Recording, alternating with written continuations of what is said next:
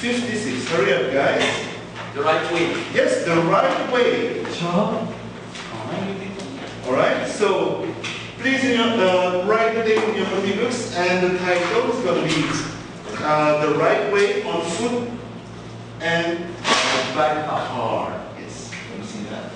Qu'est-ce que tu attends de ces ateliers avec les différents chorégraphes d'outre-mer et d'Afrique? Alors, ce qui est important à travers ces ateliers, c'est surtout partager et échanger. Nous allons nous retrouver donc avec plusieurs cultures, avec ce que nous avons en commun. Nous savons que nous sommes au sein de la République française, mais nous avons une certaine particularité. Nous sommes ultramarins et comment justement chacun d'entre nous exprime cet aspect ultramarin.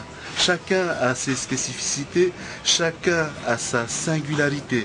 Et donc il est important pour nous de montrer comment notre culture, et plus précisément le mouvement dansé dans notre culture, évolue justement avec l'histoire et évolue avec les personnes.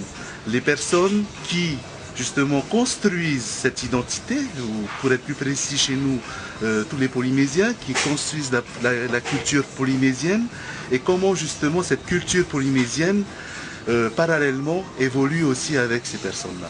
Okay. Tu es chorégraphe, enseignant, écrivain, rédacteur et bientôt comédien. Est-ce qu'il y a un point commun entre tous ces emplois, toutes ces missions? Alors, toute cette mission a un point commun. D'abord, c'est effectivement de l'art et là de la scène, tout simplement. Mais ce qui est important, c'est montrer une expression identitaire. C'est-à-dire qu'on puisse montrer un mode de pensée à un certain moment donné. On fiche le temps et on se dit, voilà, aujourd'hui, en tant que personne d'aujourd'hui, je pense comme cela.